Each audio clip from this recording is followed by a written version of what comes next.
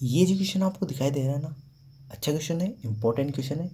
Board परीक्षा में generally ऐसे क्वेश्चन पूछे जाते हैं। तो आपको इस वीडियो को पूरा देखना है, आपको पूरा अच्छे से समझ में आ जाएगा। ठीक है।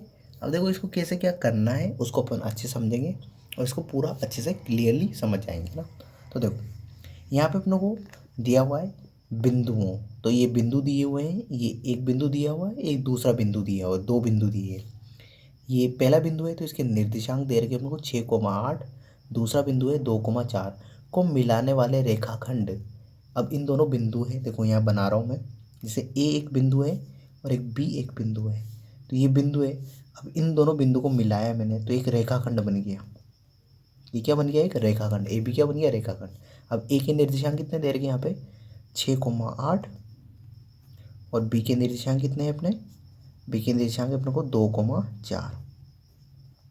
अब ये रेखाखंड बन गया कि मध्य बिंदु के निर्देशांक। तो यहाँ पे कोई बीच में एक बिंदु आएगा, इसको नाम दे दिया अपने ने पी। तो इस पी के निर्देशांक बताने अपने को, पी के निर्देशांक क्या होंगे। ठीक है। तो ध्यान रखना हमेशा, ये जो ऐसे कोष्टक में लिखा हुआ है और ये कोमा लगा हुआ है, इसके आगे 6 लिखा हुआ है, इसके आगे 8, यहाँ पे देखो कोमा है, उसके आगे 2 और उसके आगे 4। तो ये कोमा के आगे वाला जो मान होता है ना, ये एक्स का मान होता है और ये वाई का मान होता है। ठीक है। ऐसे ये भी एक्स का मान और ये किसका मान है, वाई का मान है। अब इसको नाम दे दो आप x1, तो ये क्या हो जाएगा y1। इसको नाम दे दो x2, तो ये क्या हो जाएगा y2। इसे नाम दे देना। अब जो मध्य बिंदु है ना, इसके निर्देशांक कैसे निकालते हैं, तो मध्य बिंदु का x वाला, अब देखो मध्य बिंदु में भी दो चीज़ आएगी, ये कोष्टक बनेगा। अब ये कोमा, कोमा के आगे वाला मान x का, कोमा के बाद वाला y का। तो x का मान कैसे निकालें, तो इस x का यहाँ पे रखा मैंने, ये x और एक y। तो ये x का मान कैसे आएगा, तो x बराबर होता है x1 प्लस x2/2। ये मध्य बिंदु के निर्देशांक का सूत्र है। x बराबर क्या होता है, x1 प्लस x2/2। तो देखो जोड़ दो, x1 का मान कितना है, तो देखो x1 का मान है 6 प्लस x2 का मान, ये x2 का मान कितना है 2, तो 2/2। तो 6 में 2 जोड़ेंगे तो कितना आ जाएगा 8, और 8 में 2 का भाग देंगे तो 2 चौक 8, 2 एकम 2, 2 चौक 8। तो 4 में 1 का भाग देंगे तो 4 आ जाएगा। ऐसे ही y का, तो देखो y बराबर होता है अपना, ये y y1 plus y2/2।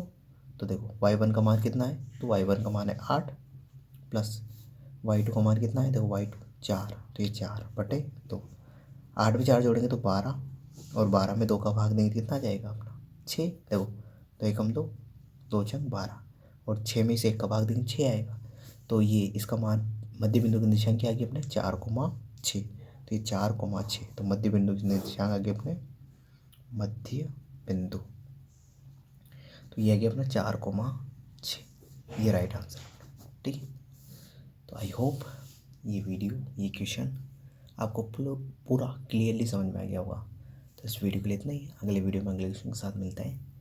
Thank you, bye.